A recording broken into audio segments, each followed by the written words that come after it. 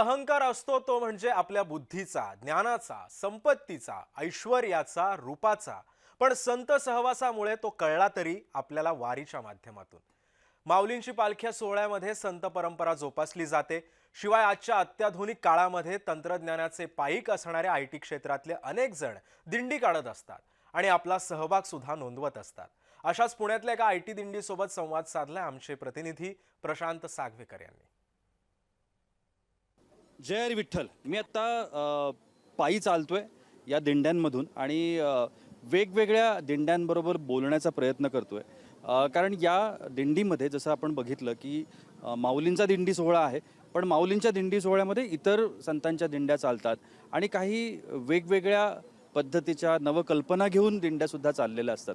आपण तंत्रज्ञानाच्या काळामध्ये आहोत, IT च्या काळामध्ये आत्ता आहोत, नेटवर्किंगच्या काळामध्ये आहोत आणि अशा काळामध्ये IT दिंडी जर या सगळ्यामध्ये सहभागी झाली नाही तर आपल्याला सगळ्यांना आश्चर्य वाटेल.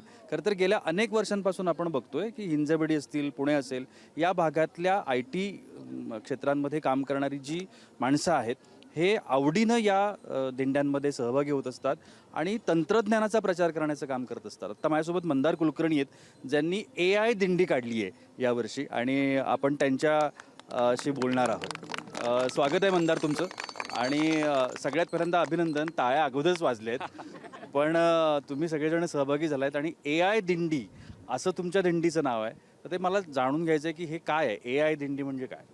ओके, तर सर्वप्रथम AI दिंडी मी काढलेली नाही आहे. मी एक छोटासा समन्वयक आहे. तर आजच्या टप्प्याला मी सगळ्या वारकऱ्यांना घेऊन चाललेलो आहे. एक छोटासा समन्वयक, एक कार्यकर्ता तुम्ही म्हणू शकता.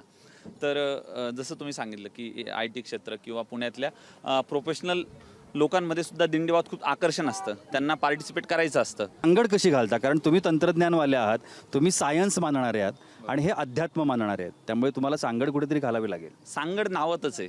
AI दिंडी म्हणजे तुम्हाला वाटलं सर आर्टिफिशियल इंटेलिजन्स नाही, त्याच्यापेक्षाही महत्त्वाचं इंटेलिजन्स म्हणजे आध्यात्मिक इंटेलिजन्स. AI म्हणजे आध्यात्मिक इंटेलिजन्स. तर हे AI म्हणजे आध्यात्मिक इंटेलिजन्स आहे.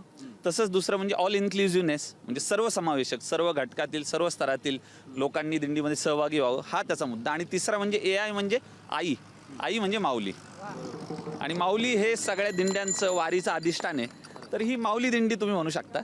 तर म्हणून AI दिंडी. पण मंदार, आता एवढा सगळा उत्साह आपण बघितला आणि तुमचे सगळे करते धरते, तुमचे पदाधिकारी, कंपनीचे चालक मालक सगळेजण या सगळ्यासाठी सपोर्ट करत असतीलच तुम्हाला, बरोबर?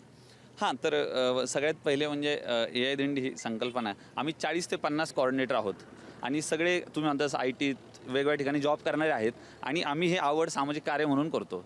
AI दिंडी हे एक नॉन प्रॉफिट ऑर्गनायझेशन आहे असं तुम्ही म्हणू शकता. आता मी आज सुट्टी काढून आलो आहे, मॅनेजरला पर्सनल लीव्ह आजारी आहे असं सांगून आलो आहे. पण आता बघणार मॅनेजर. हो ना. तर असे प्रकार करावे लागतात. तर असं सगळे वेगवेगळ्या सुट्ट्या अरेंज करून वगैरे सगळे करतात. आज मी आहे, उद्या दुसरे माझे मित्र सहकारी येतील. मला तुमचं नाव सांग. माझं नाव मिष्टी भिलारे, मी पुण्यामधून आहे. मला फक्त एवढं सांगायचं की जसं माझ्या इच्छा मुली असतील किंवा जे पण छोटी छोटी मुली असतील त्यांनी वारीमध्ये यायला पाहिजे. जसं सगळ्यामध्ये जेनझीमध्ये कसं आपल्या इच्छे मुली ज्या मुलं की मुलं जे येतील त्यांच्यानी आपल्याला प्रोत्साहित भेटेल. खूप छान होईल जर का ते आले तर. त्यांना बघून खूप लोक पण येतील तर छान आहे.